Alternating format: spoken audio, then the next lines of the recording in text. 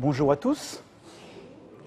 Je remercie Patrick pour son introduction, ainsi que le département de l'école du sabbat qui m'a invité à pouvoir partager avec vous ce temps de louange, ce temps d'adoration autour de ce thème qui unit l'ensemble de la chrétienté, puisque nous sommes dans une période pascale, et cela nous invite à pouvoir tourner nos pensées vers celui qui est au centre du christianisme et qui, en cette période de Pâques, fait l'objet d'une attention toute particulière. C'est vrai que c'est une période durant laquelle les magasins ont tendance à se transformer. Ils se transforment parce que les rayons qui proposent du chocolat prennent une place de plus en plus grande. C'est une période où les enfants aussi apprennent à regarder vers le sol. Ils apprennent à regarder vers le sol parce que c'est une période durant laquelle les enfants sont souvent amenés à rechercher les chocolats si bien cachés dans les jardins. Et ce matin, je vais vous inviter à faire exactement l'inverse. Alors que la société nous invite à chercher dans le sol, par terre, derrière les plantes, des chocolats qui y sont cachés, je vais vous inviter à lever les yeux vers le ciel et à nous interroger sur ce que représente Pâques d'un point de vue céleste. Fête-t-on Pâques au ciel? Comment les créatures célestes considèrent-ils cet événement? Qu'est-ce que cela représente pour l'univers? Et ce matin, j'aimerais que nous puissions essayer de faire preuve d'imagination afin de pouvoir prendre de la hauteur et voir un peu ce que cela représente d'un point de vue céleste. J'ai le sentiment qu'aucun de nous ici n'est encore allé au ciel. Nous n'avons jamais considéré ce qui s'y passe. Et pourtant, ce matin, je vais vous inviter à faire preuve d'imagination. Puisqu'un homme, Jean, a eu l'occasion, en vision, de vivre une expérience céleste. Et j'aimerais que nous puissions, par l'imagination que Dieu nous a donnée, accompagner la description qu'il nous a laissée en héritage, afin de pouvoir tenter de vivre cet événement tel que lui, il l'a vécu, et tel que les créatures de l'univers ont pu le vivre. Et nous le ferons en deux actes, en deux parties. La première nous amènera à considérer le chapitre 4 du livre de l'Apocalypse. Ce passage qui nous a été lu en partie nous dit que Jean, alors qu'il était sur l'île de Patmos exilé, a eu l'occasion d'être amené au ciel en vision. Et là, il va nous faire une description toute particulière avec les mots qui étaient les siens. Il nous a dit que tout d'abord, il a vu une grande porte. Et là, une voix assez impressionnante d'ailleurs, une voix qu'il décrit comme la voix d'une trompette, qui lui dit « Viens, monte ici, viens dans le ciel, et là, je te ferai voir certaines choses. » Le texte nous dit que Jean, en effet, est ravi en esprit, et il va voir des choses extraordinaires. Et un objet central va retenir tout particulièrement son attention. Jean nous dit qu'il voit là un trône, mais un trône particulier. Alors lui, il va utiliser des mots de son époque, il parle d'éclairs, de tonnerre, de voix, et j'imagine que si nous devions voir le trône que lui, il a vu, eh bien on parlerait de rayons, de d'arcs lumineux, de rayons X, de faisceaux de lumière, de lasers, un trône qui avait donc des tellement étincelants qu'il frappait l'attention et attirait toute l'attention de Jean. Et là, sur ce trône, il y avait un être. Il n'arrive pas à le décrire, il perçoit qu'il n'est pas comme ce qu'il a jamais, qu'il est quelque chose qu'il a déjà vu sur Terre. Alors il va essayer de trouver des mots, des matériaux autour de lui pour dire exactement ce qu'il voit. Et là, il nous dit que cet être qui est là, sur ce trône, a l'aspect de pierres précieuses. Sardoine, émeraude. Vous imaginez un peu les reflets lumineux des faisceaux de lumière qui entoure ce trône, qui se reflète presque de la personne même qui y est assise. Et là, sortant de ce trône, un bruit étrange, un bruit particulier, il l'associe au bruit du tonnerre. Et on peut imaginer que la scène impressionne particulièrement Jean. Et il commence à partir du trône à nous décrire l'environnement. Autour du trône, un arc-en-ciel. Et puis devant le trône, une mer, mais qui n'est pas comme une mer habituelle, limpide, tellement limpide qu'elle paraît comme une mer de cristal.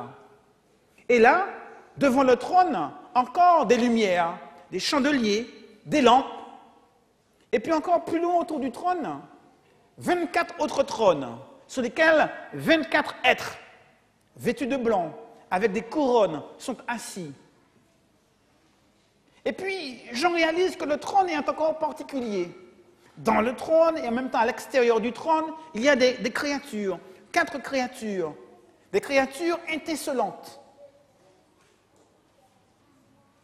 Et après avoir décrit cet environnement assez inhabituel, Jean va décrire ce que ces êtres, ces créatures réalisent. Il écoute, il tend l'oreille, et il prend conscience que ces 4 créatures prononcent régulièrement une phrase qui revient encore et encore. Saint, Saint, Saint est le Seigneur Dieu, le Tout-Puissant, qui était, qui est et qui vient. Et cette phrase revient encore. Saint, Saint, Saint est l'Éternel Dieu, le Tout-Puissant, qui était, qui est et qui vient. Et alors que ces créatures ne cessent de rendre gloire à celui qui est assis sur le trône, qui est maintenant identifié comme étant Dieu lui-même, les 24 vieillards qui sont autour du trône se prosternent, adorent cet être sur le trône, jettent leur couronne à ses pieds et lui rendent gloire. Gloire, honneur, louange à celui qui est assis sur le trône.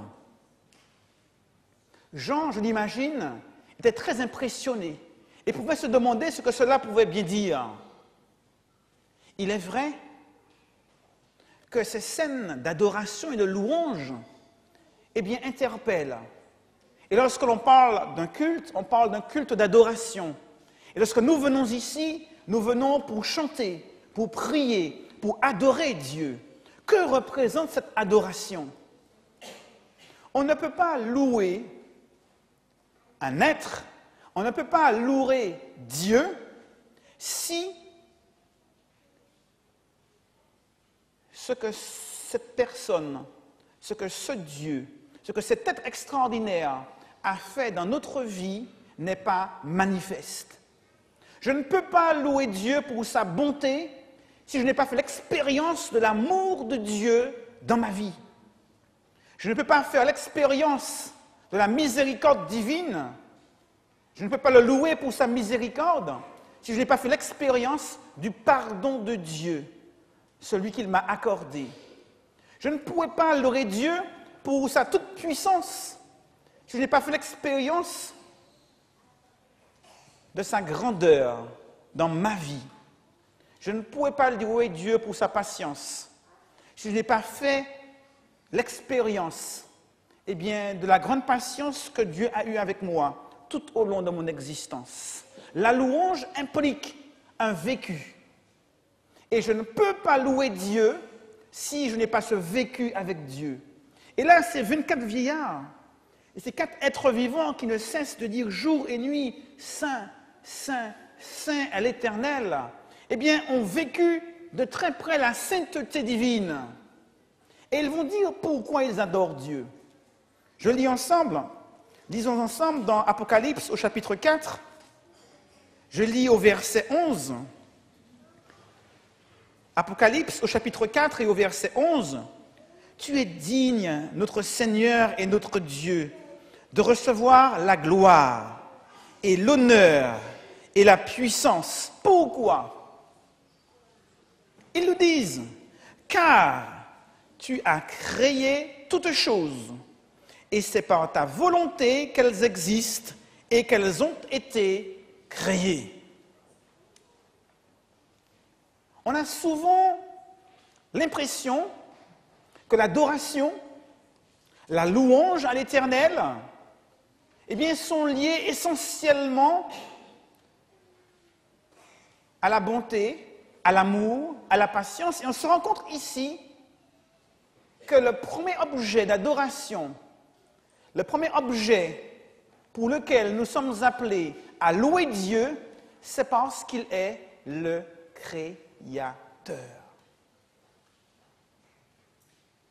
Je te loue, Seigneur, avant même de savoir ce que tu as fait, avant même de savoir ce que tu n'as pas fait. Tu es déjà digne d'adoration parce que tu m'as créé. Et à ce titre, je veux t'adorer. Je ne peux pas louer Dieu parce qu'il m'a créé si je ne suis pas content de la vie que je mène.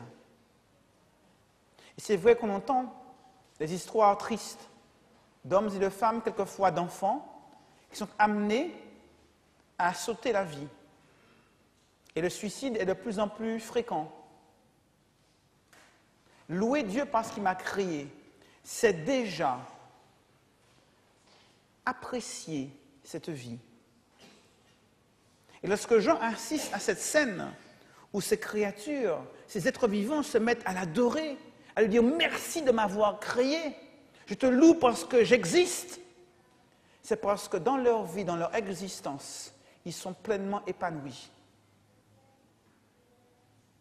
Et louer Dieu en tant que chrétien, en tant qu'enfant de Dieu, mais c'est avoir vécu l'expérience eh bien, du désespoir que Dieu va remplacer par l'espérance bénie.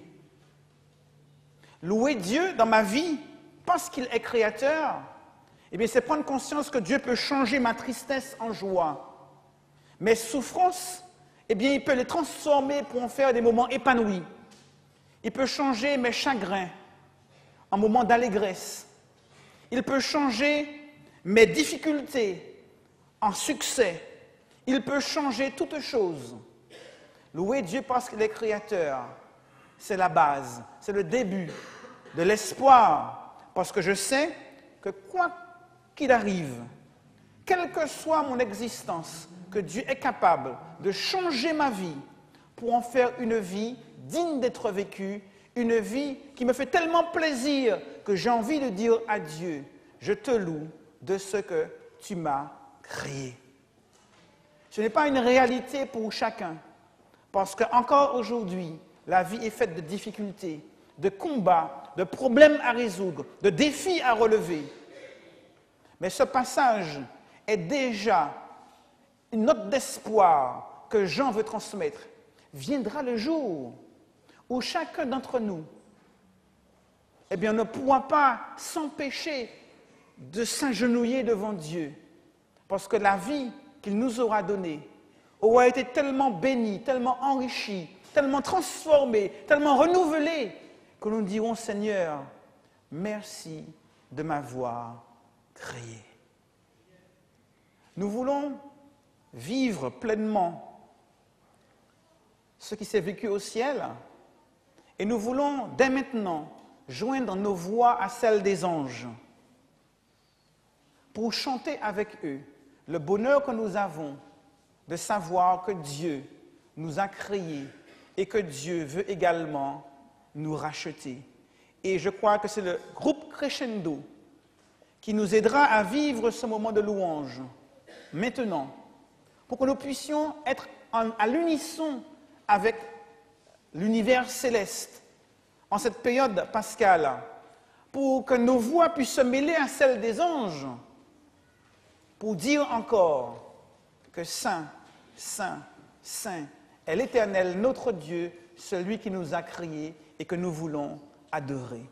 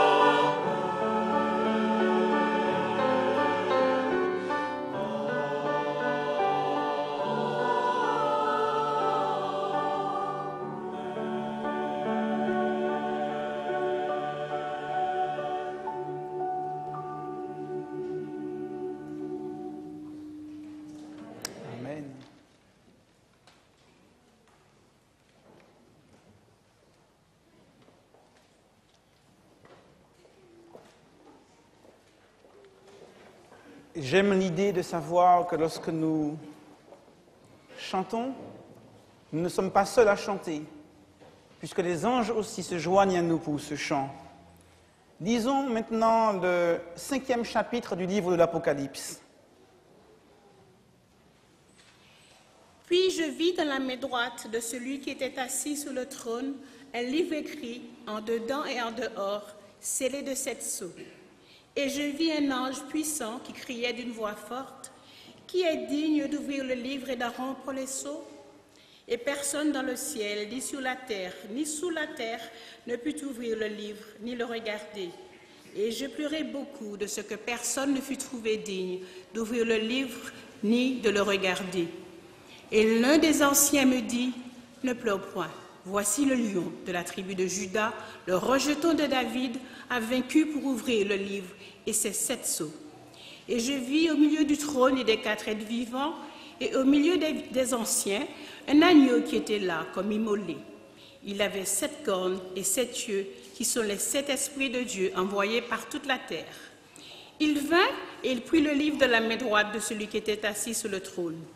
Et quand il eut pris le livre, les 4 êtres vivants et les 24 anciens se prosternèrent devant l'agneau, tenant chacun une harpe, des coupes d'or remplies de parfums qui sont les prières des saints. Et ils chantaient un cantique nouveau en disant, « Tu es digne de prendre le livre et d'en ouvrir les sceaux, car tu as été immolé, tu as racheté pour Dieu par ton sang des hommes de toute tribu, de toute langue, de tout peuple, de toute nation. Tu as fait d'eux un royaume des sacrificateurs pour notre Dieu, et ils régneront sur la terre. » Je regardai et j'entendis la voix de beaucoup d'anges autour du trône et des êtres vivants et des anciens, et leur nombre était des myriades de myriades et des milliers de milliers. Ils disaient d'une voix forte, « L'agneau qui a été immolé est digne de recevoir la puissance, la richesse, la sagesse, la force, l'honneur, la gloire et la louange. » Et toutes les créatures qui sont dans le ciel, sous la terre, sur la mer, tout ce qui s'y trouve, je les entendis qui disaient, à celui qui était assis sur le trône et à l'agneau, soit la louange, l'honneur, la gloire et la force au siècle des siècles. Et les 4 êtres vivants disaient Amen. Et les anciens se prosternèrent et adorèrent. Amen. Jean est encore fasciné par ce qui se passe autour de lui. Et là, il réalise pour la première fois que cet être extraordinaire de jaspes et d'émeraude a un objet dans sa main. Un objet qu'il identifie comme étant un livre. Et alors qu'il brandit ce livre dans sa main droite, une question est posée par un ange impressionnant, un ange puissant. Qui est digne de prendre ce livre, d'en rompre les sceaux et de l'ouvrir donc? Une question qui interpelle chacun. Qui est digne de prendre ce livre, d'en rompre les sceaux et de l'ouvrir? Quel est ce livre? Pourquoi cette question? Le texte nous dit que Jean, lorsqu'il réalise que personne ne peut ouvrir le livre, il se met à pleurer. C'est donc un livre très important. Et si ce livre devait rester fermé, eh bien, il y a forcément quelque chose de négatif qui se passerait. Et Jean, voyant que personne, nulle part dans l'univers, ne peut ouvrir le livre, se met à pleurer. L'Apocalypse nous parle de plusieurs livres. L'Apocalypse nous parle déjà du livre d'Apocalypse proprement dit, qui est un livre qu'on peut ouvrir, qu'on peut lire, qu'on peut étudier. Donc il ne peut s'agir de ce livre. L'Apocalypse nous parle également des livres qui sont ouverts pour le jugement. Mais ce sont les livres au pluriel qui sont ouverts au chapitre 20 pour le jugement. Donc il ne peut s'agir de ces livres non plus. L'Apocalypse nous parle d'un petit livre que Jean va manger qui sera doux à la bouche et amer dans ses entrailles au chapitre 10. Mais il ne peut s'agir de ce livre-là non plus parce que Jean peut le prendre, peut le regarder, peut même s'en saisir et l'avaler. L'Apocalypse nous parle d'un 4e livre, le livre de vie de l'agneau. Et beaucoup identifient ce livre de vie à ce livre du chapitre 5, dans la mesure où ce sont les deux seuls livres dont il est fait mention dans l'Apocalypse et qui mettent en jeu le salut de l'humanité. Parce que seuls ceux qui sont inscrits dans le livre de vie de l'agneau sont sauvés. Et d'ailleurs, si on l'appelle le livre de vie de l'agneau, c'est bien parce que seul l'agneau peut l'ouvrir. Seul l'agneau peut le réclamer comme étant sien. Et le livre ici, dans le chapitre 5, est un livre que pour l'instant, personne n'a été capable de prendre. Personne n'a été capable non seulement de le prendre, mais même pas le regarder. Et si ce livre ne peut pas être saisi et ouvert, alors l'humanité ne pourra être rachetée. Et lorsque la question est posée, qui est digne de prendre ce livre, d'en rompre les sceaux, de l'ouvrir? Personne ne semble se manifester. C'est le grand silence. Dans le ciel, il y avait des créatures extraordinaires, majestueuses. Pas une seule n'a pu regarder le livre. Au fin fond de l'univers, il y avait d'autres planètes, d'autres créatures. Pas une seule n'a pu ouvrir ni même regarder le livre. Et personne ne se manifeste. On peut imaginer l'ange Gabriel qui aurait aimé sauver l'humanité. L'ange Gabriel aurait aimé dire « Mais je vais me sacrifier pour sauver les hommes ». Même lui n'a pas été trouvé digne. Mais Seigneur, si peut-être je me mets à faire des choses, à me brûler, même ces créatures puissantes, même ces créatures sans péché, même ces créatures célestes ne pouvaient rien faire pour l'humanité. Elles auraient pu se brûler, ça ne changerait rien à l'histoire. Mais Seigneur, si je me mets à faire des choses, à vivre sans péché, ou encore peut-être à imaginer toutes sortes de sacrifices, qui est digne de prendre le livre et d'en rompre les sceaux? Et si la question a été posée, elle peut encore être posée aujourd'hui, dans cette salle. Y a-t-il quelqu'un digne de prendre ce livre et d'en rompre les sceaux? Y a-t-il quelqu'un digne de prendre ce livre et de prétendre pouvoir sauver ne serait-ce que sa propre personne? Et alors que Jean était désespéré, un ancien s'approche de lui et lui dit « Ne pleure pas, car le lion de la tribu de Juda, le rejeton de David, a vaincu. » J'aime beaucoup cette image. Parce que lorsque Jean se retourne pour voir de quel lion il s'agit, il ne voit pas un lion, mais il voit un agneau qui était là, comme immolé. Le contraste des images. Et souvent, lorsque l'on parle de Jésus, l'on pense à lui comme étant cet agneau qui est là, tout doux, tout gentil, qui se laisse faire. Je me tape sur la joue gauche, je vais présenter la joue droite. Les messages habituels que l'on entend dans le monde chrétien. Et c'est vrai que Jésus est l'agneau. C'est vrai que Jésus est doux. Mais heureusement qu'il n'est pas qu'un agneau. Et j'aime beaucoup l'idée de savoir que mon Jésus, que mon Sauveur n'est pas qu'un agneau. Et là, lorsqu'il va vaincre, il est dit que c'est un lion qui va vaincre. Le lion de la tribu de Juda a vaincu. Et dans la savane africaine, lorsque le lion rugit, il met tout le monde d'accord. Et j'aime l'idée de savoir qu'à mes côtés, je n'ai pas qu'un agneau. Je n'ai pas que la victime, mais j'ai aussi le prédateur. Parce qu'il sait se battre lorsqu'il le faut. Il sait rugir lorsqu'il le faut. Il sait bouter le diable hors du ciel lorsqu'il le faut. Il sait bouter le diable hors de ma vie lorsqu'il le faut. Il sait me rendre victorieux lorsqu'il le faut. Le lion de la tribu de Juda a vaincu. Et là, Jean voit ce personnage extraordinaire qui se lève et qui prend le livre de la main droite de celui qui était assis sur le trône. Et je peux vous dire que lorsqu'il se lève et qu'il prend le livre, c'est une succession extraordinaire d'adoration. Tout d'abord, au verset 9, lorsqu'il eut pris le livre, les 4 êtres vivants et les 24 anciens qui étaient là se mirent à chanter un cantique nouveau. Oui, c'était quelque chose qui n'avait jamais été chanté auparavant, parce que c'est quelque chose de nouveau dans l'histoire de l'univers.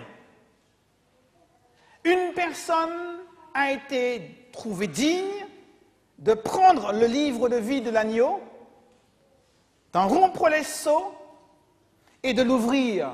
Une personne a été trouvée digne de racheter l'humanité. Et là, il chantait en disant au verset 9, « Tu es digne de prendre le livre et d'en ouvrir les sceaux, car tu as été immolé et tu as racheté pour Dieu par ton sang des hommes de toute tribu, de toute langue, de tout peuple et de toute nation. Tu as fait d'eux un royaume de sacrificateurs pour notre Dieu et ils régneront sur la terre. » Autrement dit, Jésus est reconnu digne de sauver l'humanité.